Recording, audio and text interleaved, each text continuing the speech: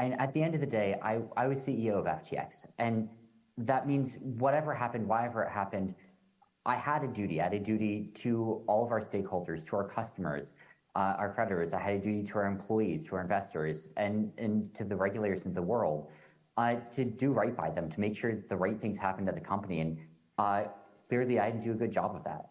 Clearly, I made a lot of mistakes or things I would give anything to be able to do over again. I didn't ever try to commit fraud on anyone. I was excited about the prospects of FTX a month ago. I saw it as a thriving, growing business. I was shocked by what happened this month, and reconstructing it.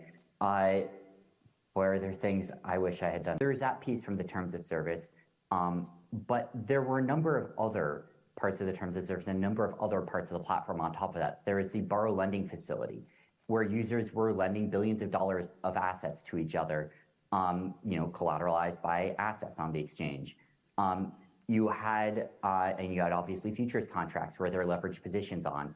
Now, of course, all of this, it's meant to be the case that these are positions where FTX could, if it needed to, margin call those positions and close them down in time such that it would cover all of those, all those shorts, all those liabilities. Obviously, that wasn't the case here, and that's a massive failure of oversight, of risk management, and of diffusion of responsibility from myself running FTX. What it seems like happened is in the middle of the year, a lot of most of the borrow lending desks in the space blew out or closed down, and it seems like Alameda had margin positions opened with them, and that it likely moved a bunch of that over to FTX this year when they shut down. And that means, I think it was over-collateralized positions, but positions that involve substantial size and substantial US dollar size on the borrow side.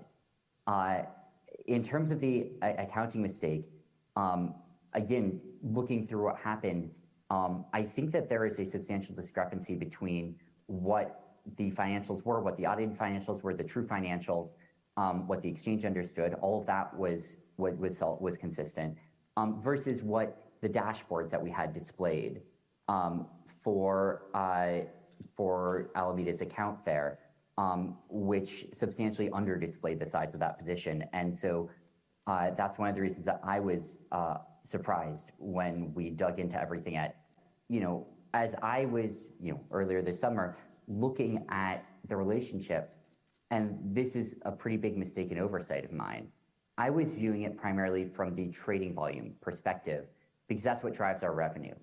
And so when I was looking at how intertwined are FTX and Alameda, I was looking at, well, what fraction of trading volume, what fraction of liquidity on the platform does Alameda represent? That had fallen off from something like 45% in 2019 to something like 2% this year. But in terms of positions and balances, it was a much larger fraction.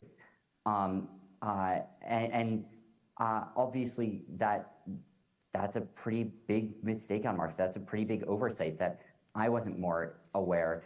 I think I was, scared of, I was nervous because of the conflict of interest about being too involved. Obviously that shouldn't have meant that I didn't have real oversight, or that, and it really shouldn't have meant that I failed to appoint anyone to be in charge of that oversight, that relationship. But I haven't been running Alameda. I haven't been, thinking about its finances. I haven't been, making those decisions. But as CEO of FTX, it was still my duty. I was failing to pay nearly enough attention to positions and positional risk on the exchange, and to Alameda's in particular. And I also, frankly, made a mistake that I feel pretty embarrassed to have made.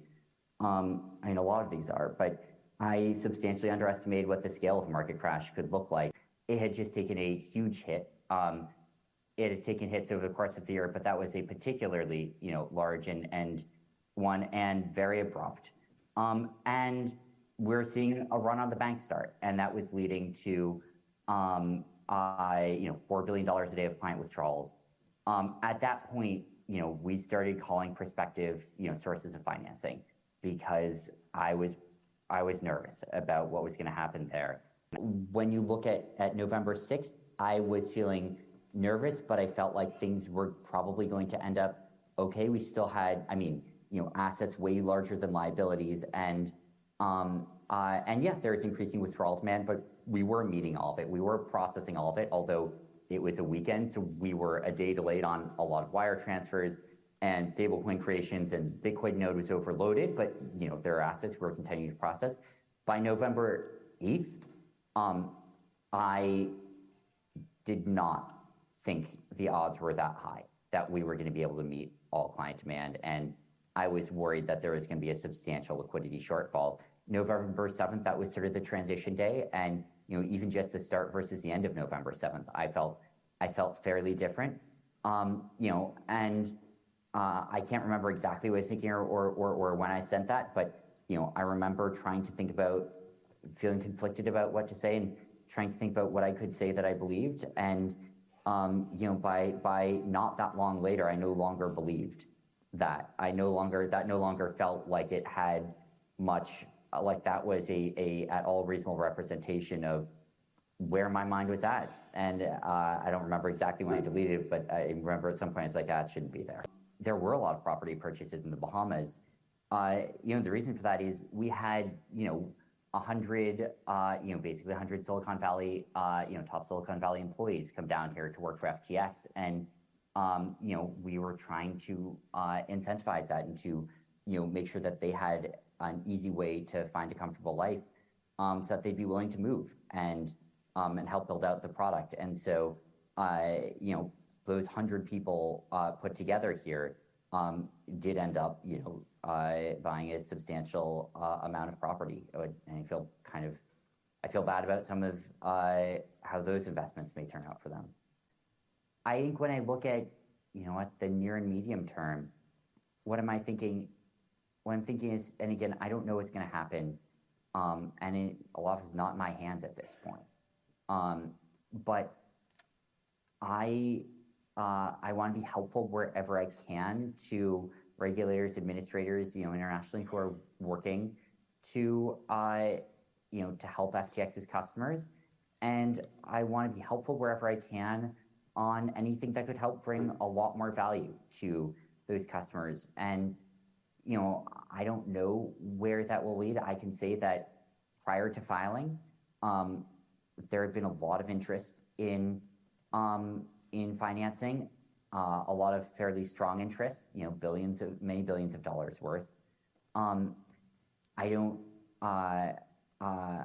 can't make any promises about anything, but I would have thought that there would be, a chance for a pathway forward here that would bring more value to customers than what would happen if you just sort of sold everything else for scraps. Right. And I don't have confidence. I can't promise you, and I can't promise anyone anything there, and it's not really in my hands to a large extent. But I would think that it would make sense to be exploring that, because I think there's a chance that customers could end up made a lot more whole. I don't know, maybe even fully whole, if there was a really strong concerted effort. We had, I think, more than a dozen boards when you look at all of the entities put together. And, many of these boards had regulatory functions. I think the problem to some extent was, okay, sure, you have all these boards, but at the end of the day, when push comes to shove, who's the person who's in charge of global, or the board, or the function that's in charge of, global site customer risk management? Like, there's a diffusion of responsibility to some extent on that front.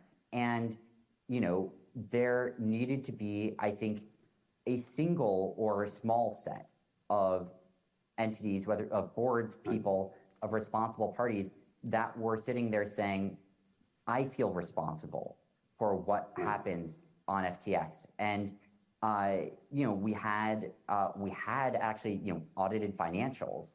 From the FTX finances perspective, we had infrastructure, but from the customer risk and finances perspective, much less. As a marketer for FTX, and when I was looking for how can I, in a way which is truthful, but paint FTX as compelling a way as possible, as exciting and optimistic a way as possible, and I wasn't thinking about, I wasn't talking about what are the risks involved with FTX, there. Right. I obviously wish that I'd spent more time dwelling on the downsides and less time thinking about the upsides.